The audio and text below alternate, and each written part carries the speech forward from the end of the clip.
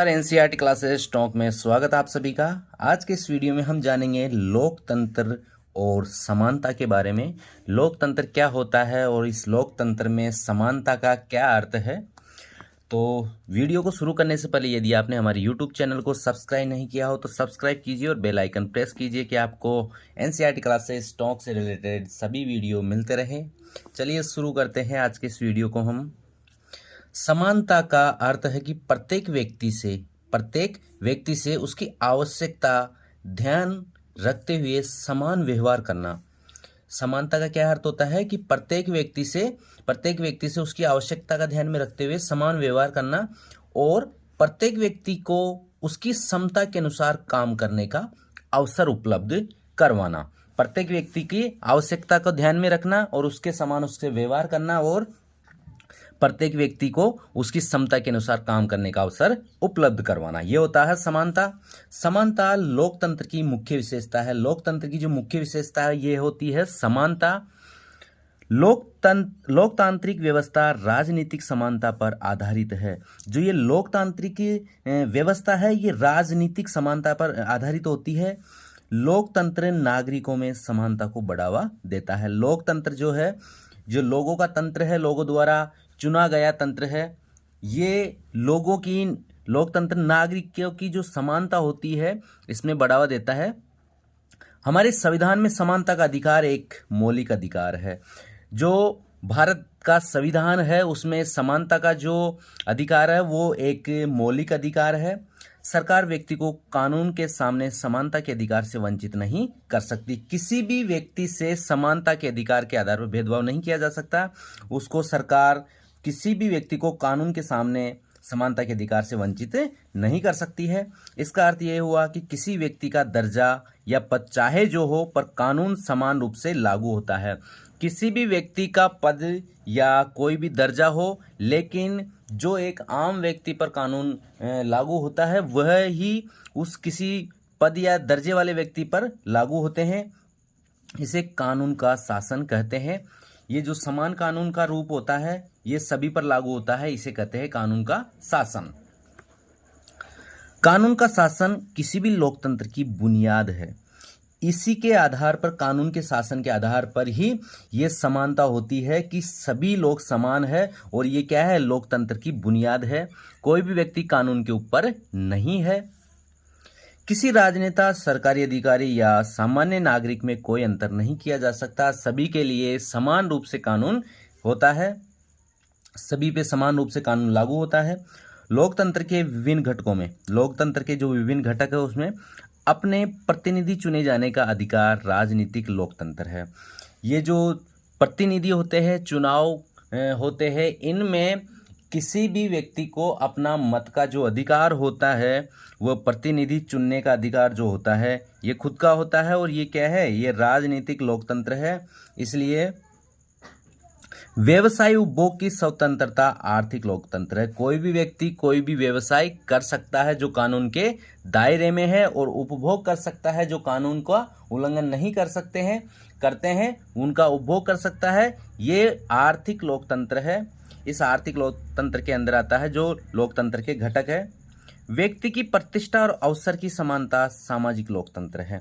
किसी भी व्यक्ति की प्रतिष्ठा और अवसर की समानता, उसे समान अवसर मिलना चाहिए। उसकी प्रतिष्ठा जो होती है, व्यक्ति की प्रतिष्ठा, ये सामाजिक लोकतंत्र होता है। समाज के अंदर उसको समानता मिलनी चाहिए, ना कि किसी प्रकार का भेदभाव होना चाहिए और उसको समाज में सभी अवसरों को समान रूप से उन अवसर मिलने चाहिए। ये सामाजिक लोकतंत्र के अंतर्गत आता है। समाज में समानता स्थापित करने के लिए केवल राजनीतिक क्षेत्र में ही नहीं अपितु आर्थिक एवं सामाजिक क्षेत्र में भी लोकतंत्र की स्थापना होनी चाहिए। जो समाज में समानता स्थापित करना चाहते हैं, अगर समाज में समानता तब होगी जब ये केवल राजनीतिक क्षेत्र में ही नहीं होनी चाहिए अपितु ये क्या, आर्थिक और सामाजिक क्षेत्र में भी लोकतंत्र की स्थापना होनी चाहिए। किसी एक क्षेत्र में लोकतंत्र का अभाव दूसरे क्षेत्र में लोकतंत्र को नहीं पनपने देता।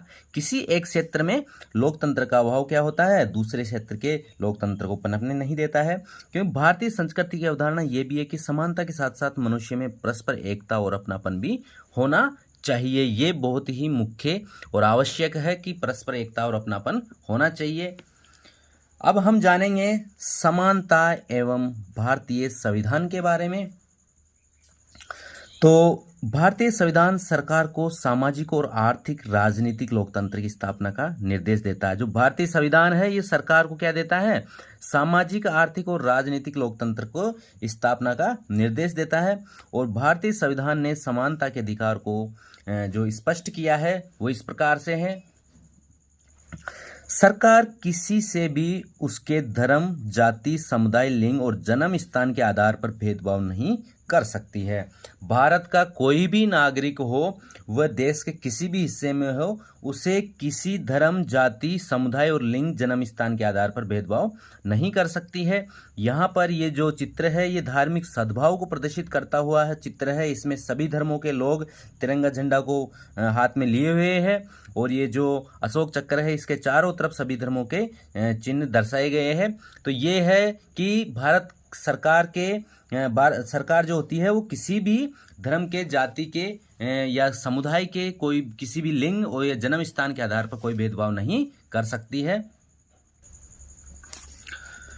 अगला बिंदु है दुकान, सिनेमा घर और होटल जैसे सार्वजनिक स्थल में किसी के प्रवेश को रोका नहीं जा सकता है।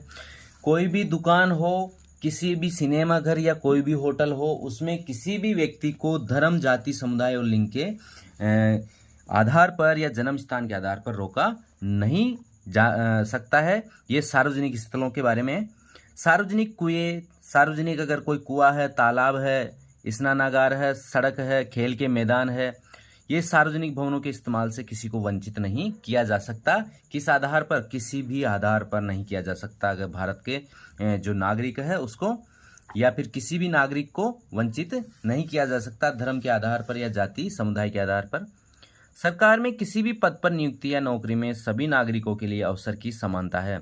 यहाँ पर सरकार में जो सरकारी पद होते हैं उनमें सभी को समान नौकरी और नियुक्ति के सभी को समान अवसर दिए जाते हैं। सभी नागरिकों को अवसर की समानता है। धर्म, जाति, समुदाय, लिंग और स्थान के आधार पर किसी भी नागरिक को रोजगार के अयोग्य नहीं करार दिया जा सकता है। ऐसा नहीं हो सकता कि कोई व्यक्ति को उसके धर्म के आधार पर या उसके लिंग के आधार पर उसे रोजगार नहीं दिया जा सकता। ऐसा भारत के संविधान में नहीं है। तो इस प्रकार का भेदभाव नहीं किया जा सकता है। उसके साथ भेदभाव नहीं किया जा सकता है क्योंकि नागरिक को रोजगार के अयोग्य करार दिया नहीं जा सकता। ये समानता के जो नियम है, जो भारतीय संविधान ने समानता के अधिकार को दिया है, इसके अंतर्गत ये आते हैं। संविधान सामाजिक भेदभाव के एक रूप छुआछूत या अस्पृश्यता को समाप्त करने के लिए सरकार को निर्देश देता है। संविधान जो सामाजिक भेदभाव होते हैं, छुआछूत होती है या अस्पृश्यता या छुआछूत या अस्पृश्यता को होती है, इसको समाप्त करने के लिए सरकार को क्या देता है? निर्देश देता है कि किसी को भी जाति के आधार पर या किसी भी धर्म के आधार पर जो भेदभाव होता है, छुआछूत होती है, ये नहीं होना चाहिए। सरकार ने किसी भी तरह से छुआछूत को कानूनी रूप से गलत करार देते हुए इसे एक दंडनीय अपराध करार दिया है। तो अगर कोई भी व्यक्ति किसी जाति, धर्म के आधार पर किसी व्यक्ति से छुआछूत करता है या उसके जाति के आधार पर उससे भेदभाव करता है, सामाजिक भेदभाव करता है, तो इसके लिए कानूनी रूप से गलत करार दिया गया है और इस दंडनीय अपराध है, इसकी सजाएं दी जाती है। किसी भी सरकारी या सरकारी अनुदान पाने वाले शैक्षिक संस्थान में किसी नागरिक को धर्म आदि के आधार पर प्रवेश लेने से नहीं रोका जा सकता। किसी भी सरकारी या सरकारी अनुदान, कोई भी सरकारी हो या सरकारी अनुदान प्राप्त करता हो, कोई भी शैक्षिक संस्थान हो, उसमें किसी भी नागरिक को धर्म आदि के आधार पर प्रवेश लेने से रोका नहीं जा सकता है। सभी के लिए सरकारी विद्यालय और सरकारी अनुदान पाने वाले जो शैक्षिक संस्थान है वो सभी नागरिकों के लिए समान अवसर प्रदान करते हैं। सरकार समानता के मौलिक अधिकार का उल्लंघन करने वाला कोई कानून नहीं बना सकती। सरकार समानता के जो मौलिक अधिकार है उसको उल्लंघन करने वाला कोई कानून नहीं बना सकती और नहीं कोई ऐसा फैसला ले सकती है जो समानता के मौलिक अधिकारों का उल्लंघन करता हो। कोई नागरिक या संस्था या फिर स्वयं सरकार भी यदि व्यक्ति के इस अधिकार का उल्लंघन करती है तो व्यक्ति अदालत के जरिए उसे रोक सकता है। किसी भी व्यक्ति के अगर मौलिक अधिकारों का हनन होता है, मौलिक अधिकारों से उसे वंचित किया जाता है या उसके अधिकारों का उल्लंघन होता है तो वो व्यक्ति अदालत के जरिए उसे रोक सकता है। जब मामला सामाजिक या सार्वजनिक हित का हो तो ऐसे मामले को लेकर कोई भी व्यक्ति जनहित याचिका के माध्यम से अदालत के में मामला उठा सकता है।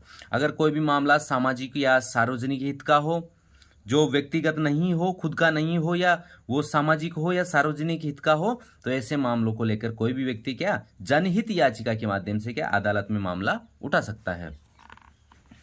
अगला समानता का अधिकार है मताधिकार की समानता। मताधिकार, मत का अधिकार, जो वोट देने का अधिकार है।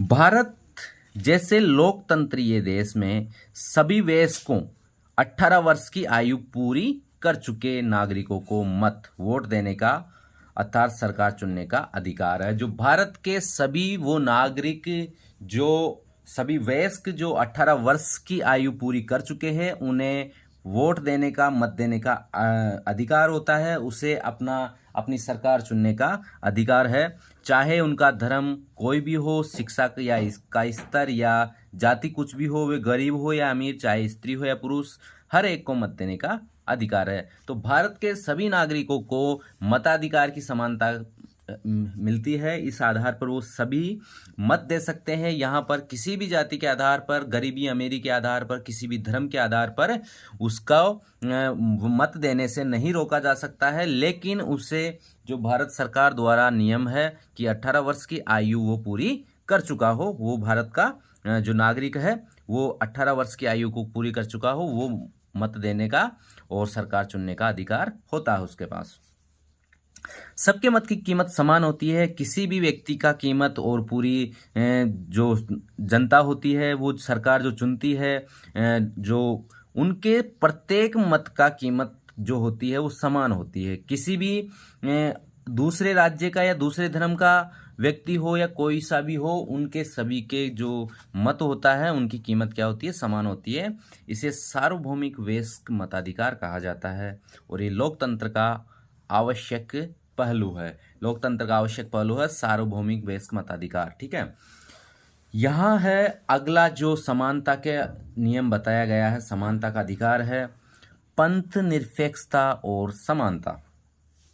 पंथ निरपेक्षता जानते हैं, भारत में कोई भी धर्म, पंथ, कोई भी धर्म हो या पंथ हो, राजकीय धर्म पंथ के रूप में मान्य नहीं है, क्योंकि भारत एक पंथ निरपेक्ष देश है। यहाँ पर कई सारे धर्मों के लोग रहते हैं, तो यहाँ पर किसी भी राजकीय धर्म पंथ के रूप में मान्य नहीं है।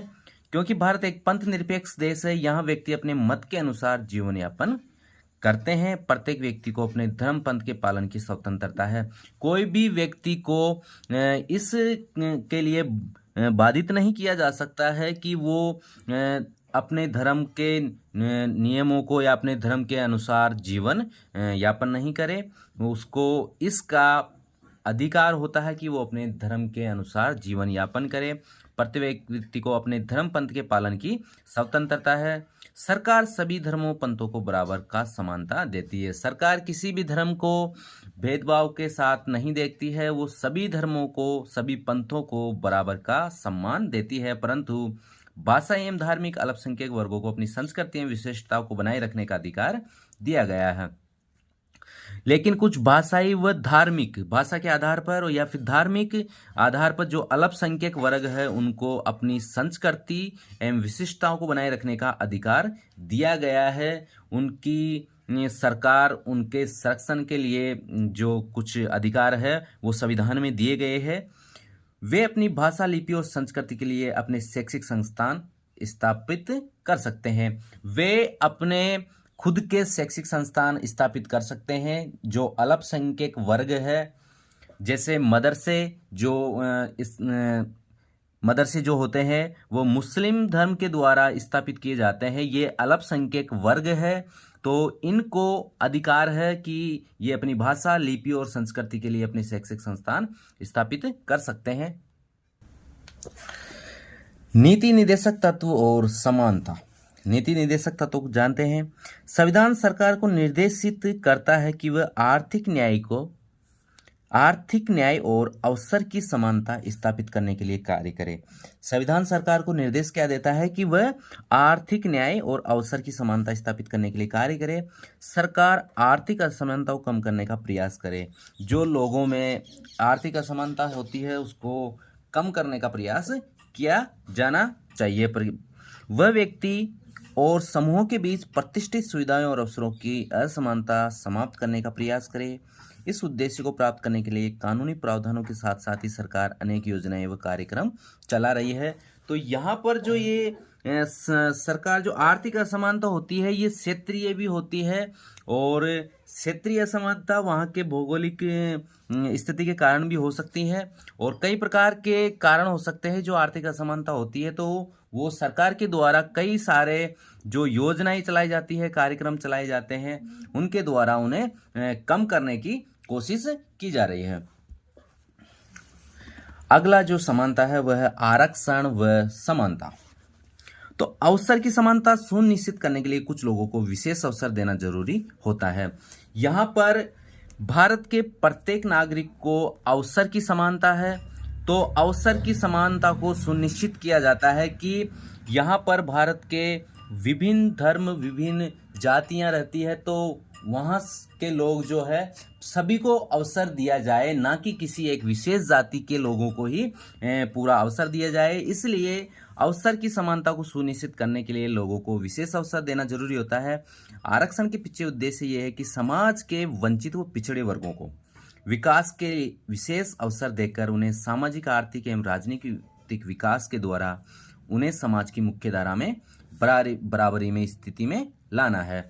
जो आरक्षण का मुख्य उद्देश्य है वह है कि वो जो समाज जो वंचित है, पिछड़े वर्ग है, जिनमें जागरूकता की कमी, शिक्षा की कमी के कारण वे वर्ग काफ़ी पिछड़ गए थे, शिक्षा उन्हें प्राप्त नहीं हुई थी, या फिर उन्हें उस तरह से शिक्षा प्राप्त नहीं हुई थी जो किसी आर्थिक रूप से, राजनीतिक रूप से, सामाजिक रूप से समृद्ध लोगों को होती है। तो उन्हें समान अवसर देने के लिए, उन्हें मुख्य धारा में बराबरी में लाने के लिए यह आरक्षण की व्यवस्था की गई है। जो आरक्षण का उद्देश्य है समाज में वंचित और पिछड़े वर्गों को विकास के विशेष अवसर देने का।